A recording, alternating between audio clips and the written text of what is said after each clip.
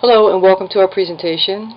You're going to see three case studies. One of Willem de Kooning, American abstract artist, and his journey with Alzheimer's. The second, Dr. Zarina Lam's pilot study in Hong Kong, the changes that Alzheimer's patients went through using the Neuro-Art therapy kit. And the third of a stroke survivor's recovery using the Neuro-Art therapy kit.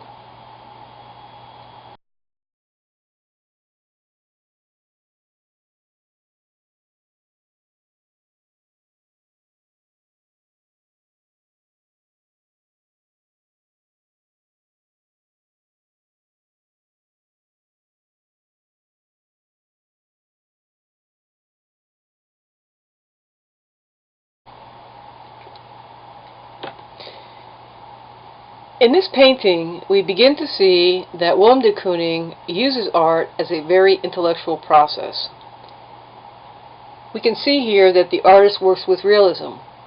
The use of colors and design appears complicated, yet the sky is easy for us to comprehend that it is a sky. And two, the artist challenges us to find intellectually, what does he mean by its title, Legend and Fact?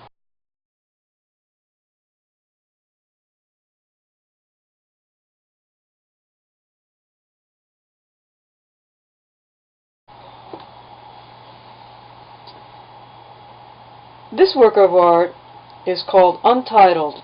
It was done in 1950 when de Kooning was 46 years old.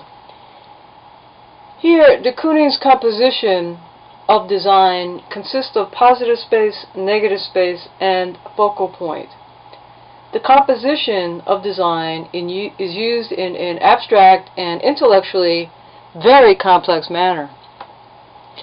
To me, he's having fun here, showing us how he can make it work. He balances it out with a place for your eye to rest, and he also makes it more complicated on the left side low and the right side high.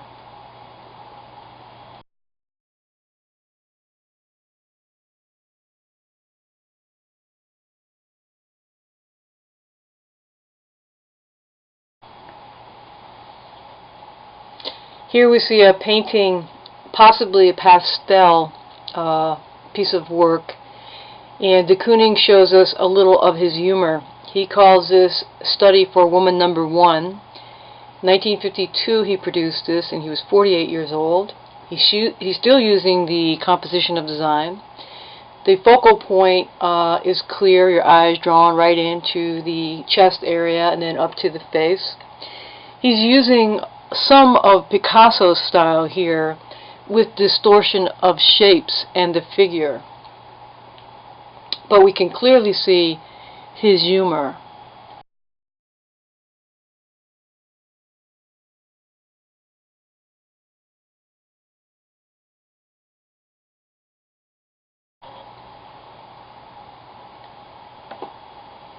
This piece of artwork titled Composition was done in 1955. De Kooning was 51 years old.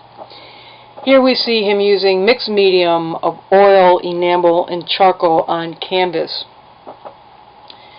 The artist is using complex design, and he is having a lot of fun here. He uses many values as mechanisms to pull the viewer into his painting to search for meaning. This is a finely done piece of artwork, and clearly he had a nice outline of design in which he played.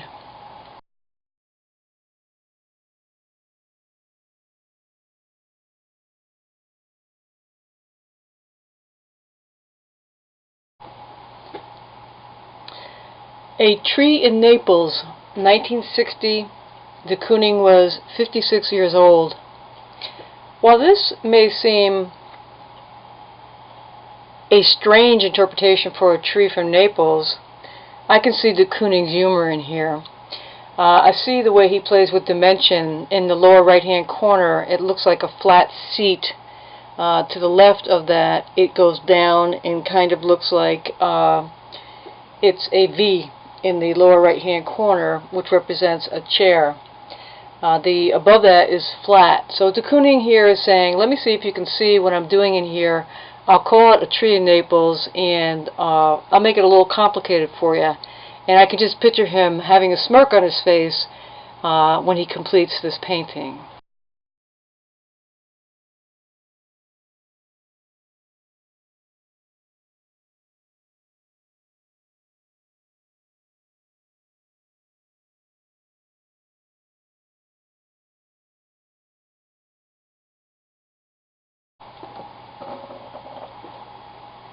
Now something very interesting happens here.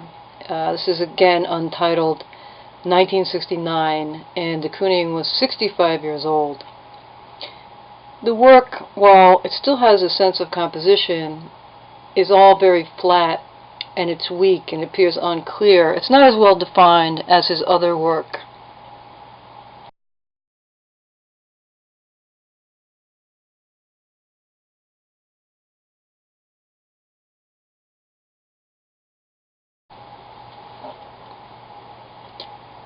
The title of this is Woman at Clearwater Beach. It was done in 1970, and de Kooning was 66 years old. Around his early 70s, de Kooning was diagnosed with Alzheimer's disease. And in this charcoal piece of artwork, you can see his anger and his emotional state overpower his composition. One has to wonder if the Alzheimer's was not setting in, and de Kooning may be unconscious of what's happening here or unaware of it, and is expressing his anger of the changes.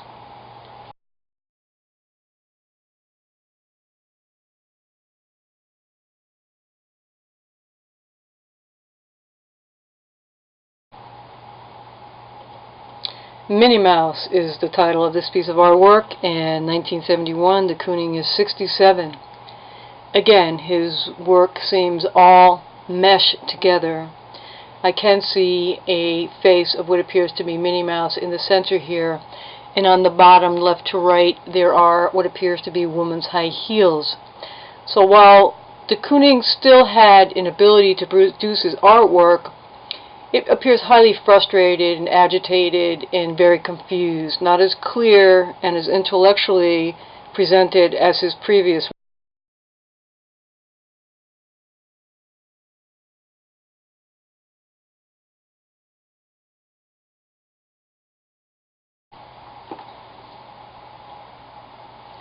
We're now looking at a piece of artwork called Pirate.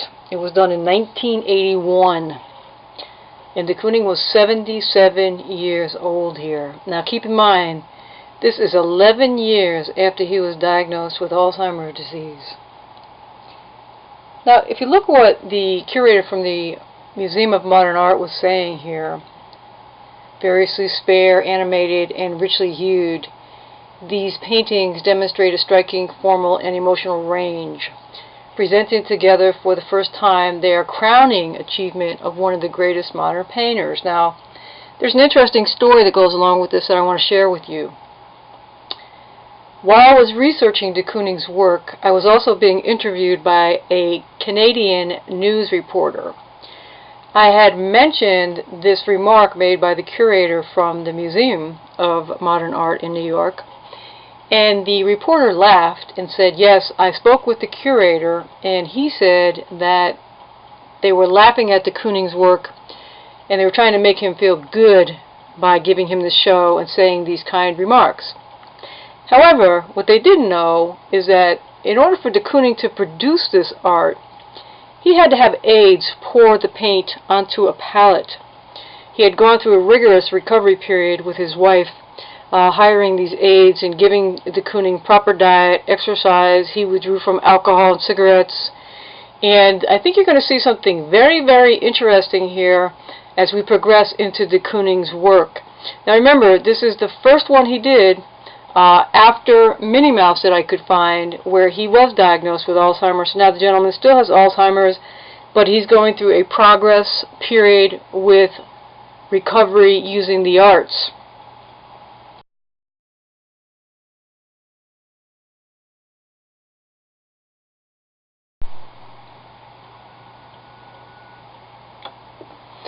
Now look at this work.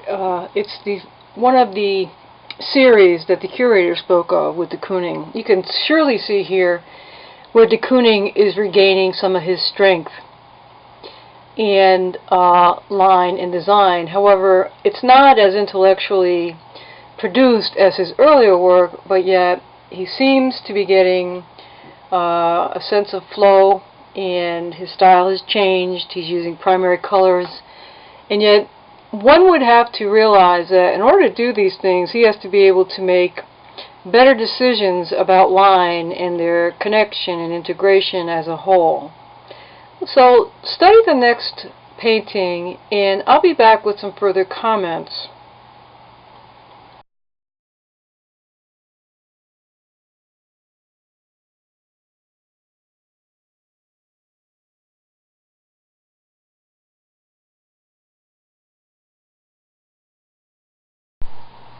Here we can see de Kooning and his earlier works where he became rather vague with his composition. And on the right, we can see the strength that emerged at 81 years old. Quite a remarkable accomplishment, I would say.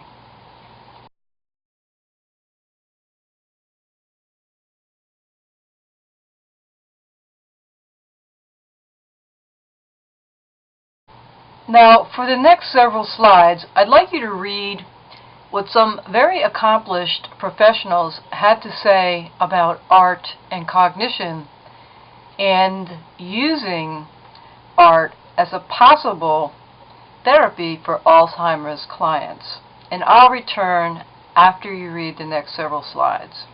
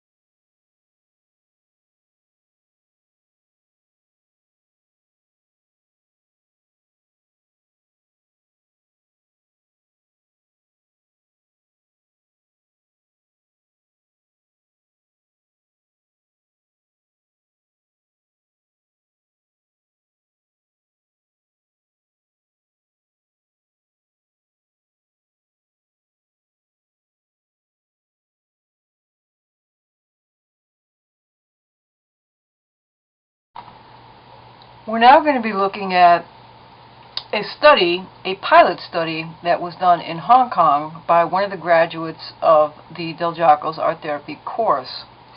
Her name is Dr. Zarina Lam, and you will be seeing a little bit about how she got people who had severe dementia and an aversion to be social to work together and to actually help one another within a very short time using the Neuro-Art Therapy kit.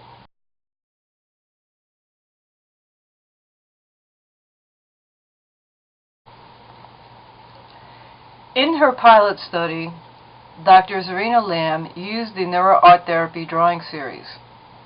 There were 5 clients who had severe cognitive deficits, and they were reluctant to take part in social activities. Now, I have provided you with Dr. Lam's pilot study with this CD, so please be sure to review it after you've watched my presentation.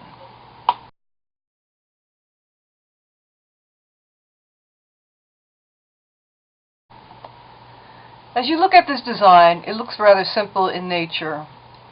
But for someone who has dementia, trying to make shapes sensible, and it is sensible because they're copying the shape that they see from the Neuro-Art Therapy kit and their forms, and you saw the hard time that de Kooning had with forms and the anger that he had. Here, these designs can help the client to relax, to become focused, and to regain their attention. This is not a cure-all, but it certainly does become a focal point where people can begin to come outside of their dementia, if you will, and begin to interact with one another. Focusing, for some reason, is very difficult for people who have cognitive problems, and you will discover more of that reason as we go on in class. You know that color helps people to be more comfortable when working and to feel relaxed. That's some of it. And you should also learn from this course that line and design are actually the prerequisites to attention. They are the primary decoding form that one needs to really access higher thinking. And while the brain works together all as one, we have to have primary systems working at a decoding level in order to gain our concentration.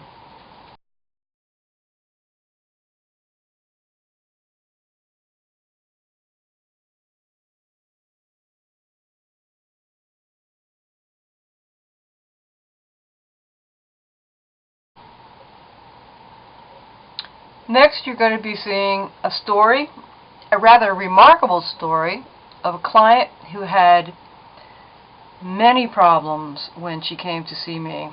She recovered beginning using the Neuro-Art therapy kit to help strengthen the decoding processes of her brain, and then moved on to create scenes and wonderful artwork, which she still does today. Go on now and read some of what she encountered through her stroke and when we met one another.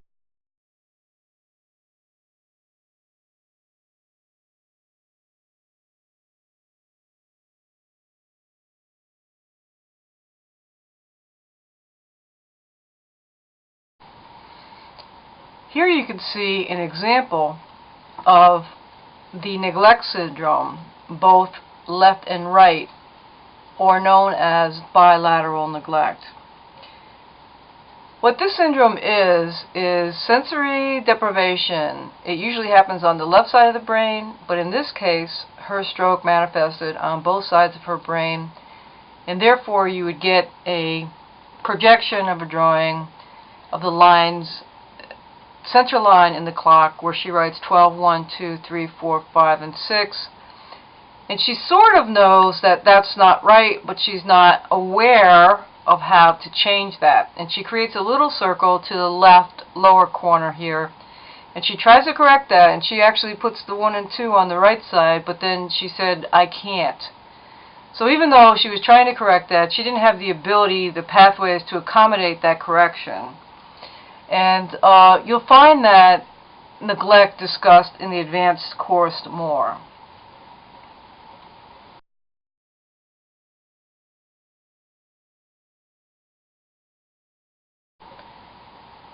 Here's one of the beginning exercises I gave this woman. Remember, she's 70-something years old, 76 I believe, on intake. And what I did was I had her copy one of the exercises from the Neuro-Art therapy drawing series. And I had her tell me what shape it was. Is this a circle? Is this a triangle? Is this a rectangle? And next I asked her, would you write the color that you would like this to be, but only write the first letter of that color inside of the shape. And what that does is, it, number one, gets you connected with the shape, which is dimensional analysis, or the first part of attention. Actually, the first part of attention is sensory information, because we can have no attention without proper sensory information. But the part that really is important to this course is the dimensional analysis mechanism prior to the cognitive functioning. So that's what we're working on here, working on the decoding and the early process mechanism of attention, which is the decoding dimensional analysis.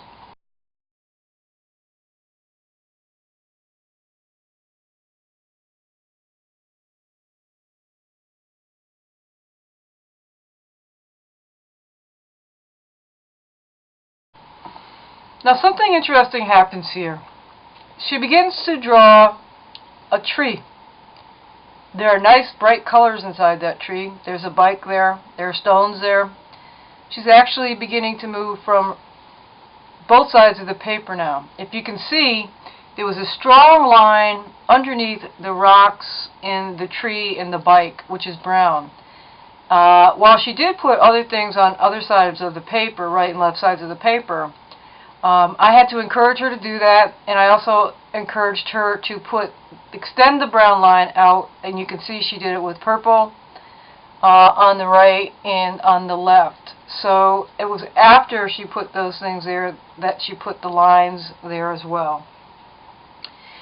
She titles this Me, and it's a very interesting title because it's here that she begins to understand things in her environment again, which tells me that pathways are beginning to open up on right and left side of her brain.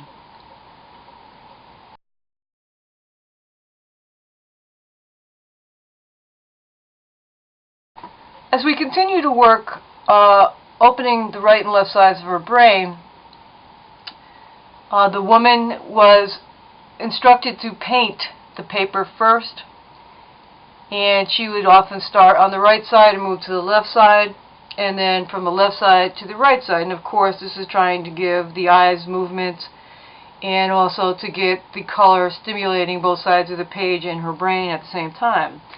Now this lady had paralysis in her right hand, and I am the one who is in charge of dipping the brush, cleaning the brush, putting the paint on it, and then she paints.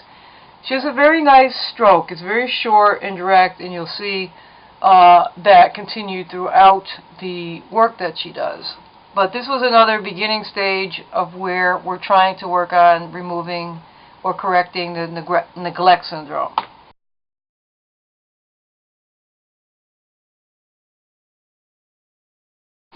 This is another painting that we worked on, and again we're working on shapes. Remember that the coding is the primary part or mechanism for attention.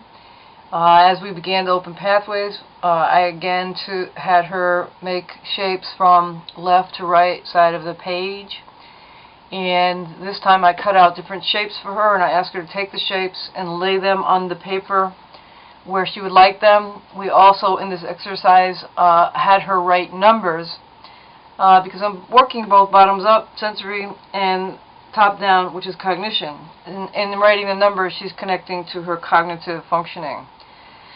So she wrote the numbers, and I also cut out these numbers, and I asked her to place them on the paper where she'd like them to be. And she was able to place them on both sides of the paper, and she enjoyed doing this exercise very much.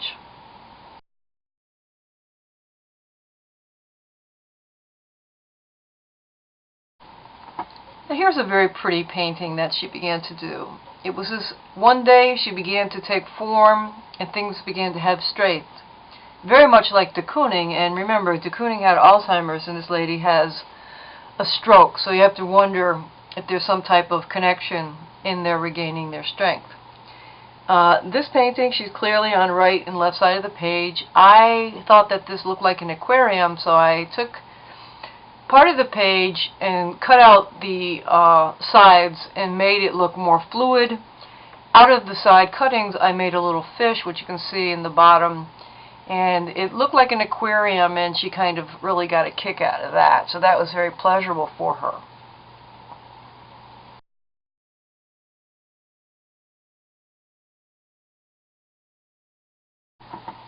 Here we had stopped working with the Neuro-Art therapy shapes, and she was just free-handedly painting, and you can see every piece of this paper is covered.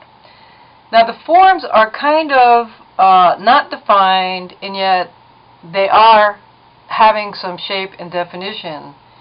And I thought, wouldn't it be interesting to go back to the shapes and see if we can't really regenerate the attention mechanism so she becomes more focused with this. And that's exactly what we did.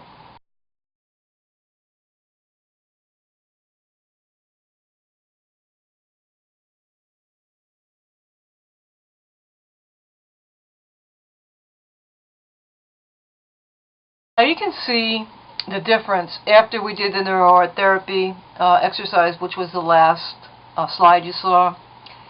This is the painting she did 1 week later, and it had this similar theme, but the flowers are much more defined. The only part that I did in this painting was I put the vine and I made the leaves for her, which she helped. But all the flowers are hers, and I added some little things inside the flowers, but all the flowers are very much hers, and she did every part of that herself. Quite remarkable from her earlier work. Also interesting to note is that she's been reading. She wasn't able to read before. How could she read with bilateral neglect? She reads for an hour, half an hour to an hour at a time. She was sent to a behavioral optometrist, and he gave her special glasses. The type of reading she's doing is large print from Reader's Digest books. She understands what she reads, and when she's not tired, she can pretty much tell you about the story. She will always struggle with memory because of the damage is so severe, but she does have periods when she's rested that she can really think pretty good, and she's very sharp. She's a great lady.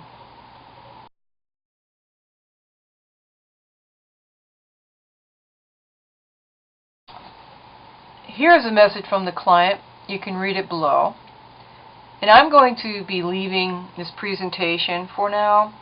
I have enjoyed bringing this to you, and the next few slides after this lady's statement will get you more familiar with the Neuro-Art Therapy Kit, what it can do, what it has demonstrated to do, and how to order one if you like, and also where to find more resources. I just want to tell you that I really have enjoyed putting this work together, and if I can be of any further assistance to you, please do not hesitate to contact me. Thank you.